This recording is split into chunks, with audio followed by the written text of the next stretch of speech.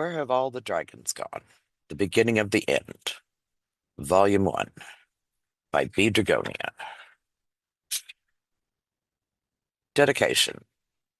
This book is dedicated to all the cats that know that they are dragons at heart, especially to Midna for meowing whenever I paused, to get me to finish telling her story, to Link, the trickster that loves his tail petted, and to all my friends and family who wish they could turn off the hearing aids that they didn't have to avoid listening to me drone on and on about my dragon cats.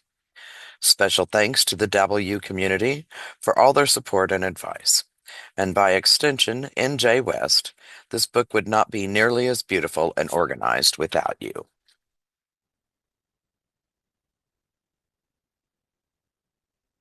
Chapter 1. Enos slipped carefully from his bed, so as not to disturb his younger sleeping brothers.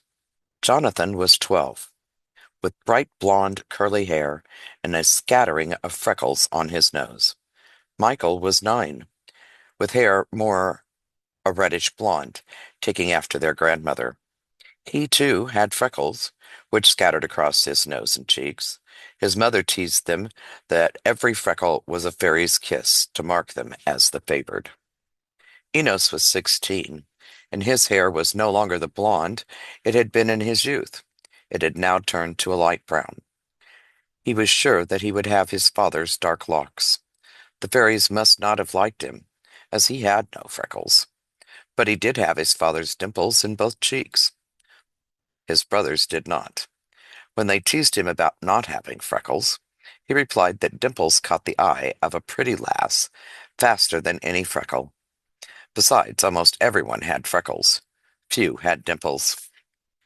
Enos was on a mission. He slid his breeches on one leg at a time, careful to lace them securely at each ankle and the waist.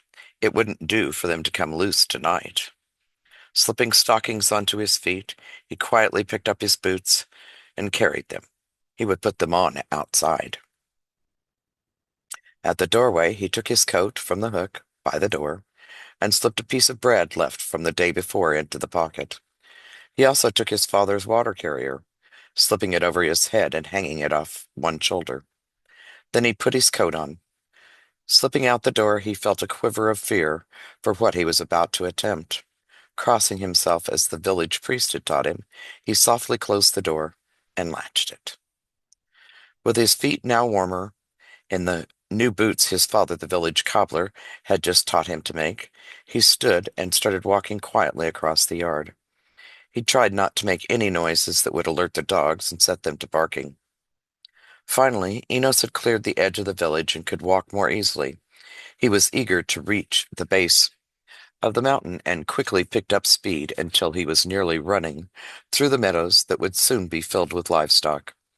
As he neared the base of the mountain, the long grass changed to sparser clumps. More rocks littered the ground, which made him slow down to avoid tripping and injuring himself.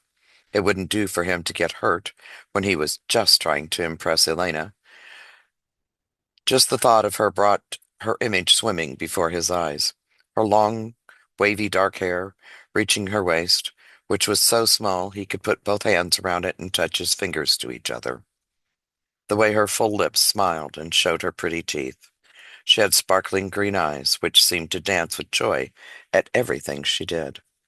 Her long, thin fingers that controlled the shuttle in the loom seemed invisible as she fed it back and forth with the spun wool to make material to sell to the villagers.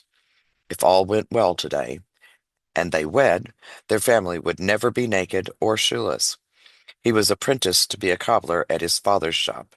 He still had much to learn, but his father said he had a good eye for the fit of a shoe, and a deft hand with the needle to sew the leathers